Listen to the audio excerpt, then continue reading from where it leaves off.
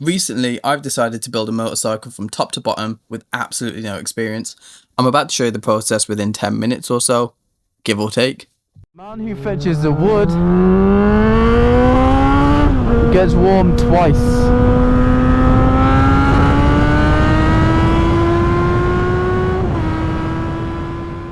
This bike is broken down for many different reasons, and that's why I decided she needed a good teardown and a really good once over.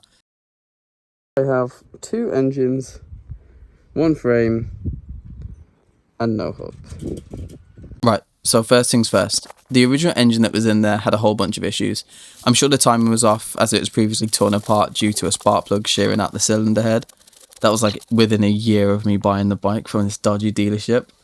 But that's a different video. We had a clutch gasket go. There was no end to the issues that this seemingly bulletproof engine has given me. So let's get a new one in. I started off by completely wiping down and cleaning the donor engine. I used WD-40, ACF50, penetrating oil, just to get all of the nasty stains off. I probably should have given her a good lick of paint beforehand, but I didn't think it was necessary. I wanted to test the engine, make sure it worked first. Then I needed to get the engine positioned and into the frame. I did give the electrics a quick once over. I squirted, ACF 50 again on the parts that needed it. Touched up some electric tape where it needed it too. But they were in good condition, so I wasn't too worried about them. But getting the engine into the frame, aside from messing about with throttle cables, recoupling them back to the carbs, was difficult. Like, to this day, I still have no idea how I managed to get it back in. The rear wheel was still on. I've seen a few videos where people have turned the actual frame upside down on top of the engine and then just turned it the right way around. But I didn't really have that luxury. I was using friends' garages. I was using anywhere that I could, to use tools, etc., to be able to do this build. The donor engine actually didn't come with the starter motor and other bits and pieces from the original, so I just swapped those over off camera. It wasn't too stressful at all. So then I marked up the spark plugs with some tape, so I didn't have to worry about the order of them. It's archaic, I know, but it worked, and here we are. Next step was to add all the little bits and bobs back on, which included the headers. Now, these things get a bad rap, like touch wood. I've removed and added plenty of headers, and luckily it's always been self-explanatory. Just make sure that you test a bolt a couple of times, as you've seen me do, and try not to destroy the thread when you're in there.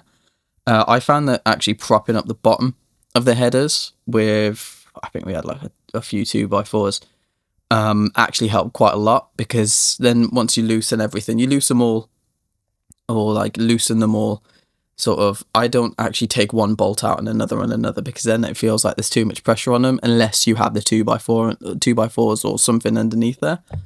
But I never actually had any issues with that. I mean, touch wood, I've never had any issues with that. Okay, so now it's time for the carbs. Now, with this, if you do want to do a big job like this, I would always recommend getting the carbs serviced, cleaned, whatever it is. A lot of people might have the luxury of having the money to be able to do these things, but I didn't. So I actually taught myself how to do it. And to be fair, I mean, they were straightforward. Like, really, honestly, they were straightforward. To a certain degree. I mean, once you get into the carbs, it's just like literally like textbook. Like, you follow step by step.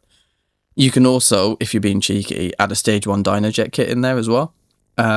You will have to do a lot of like trial and error with it, as I did.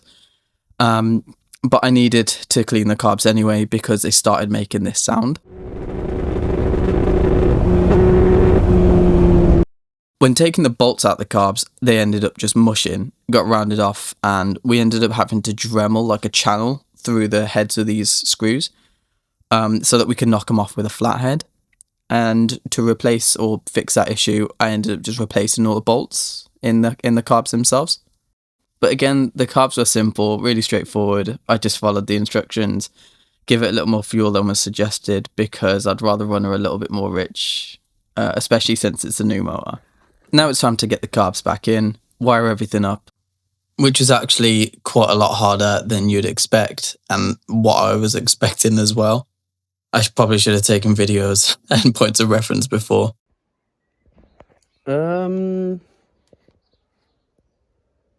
So check this out. I don't know what this means, but it doesn't look good at all, does it? And here she is. My sort of opinion of it is that, you know, anyone can do it. When I was rebuilding the motorcycle, my dad said to me, a year ago you couldn't hold a screwdriver and now you're building a motorcycle from scratch. So, I mean, you could tell he's got a lot of faith in me. But if I can do it, then absolutely anybody can. I really couldn't have done this without the help of my friends and family. I've never done anything like this, so the whole thing was a huge learning curve. And it just was so exciting and absolutely incredible. I'm so glad I was able to share it with you guys. I've got a reveal coming up really soon, so stay tuned and I'll see you in the next one. Thank you for watching. The saying is... Whoa. I didn't see that curb. That was close. The saying goes... The man who lights the fire gets warmed once, and the man who fetches the wood gets warmed twice.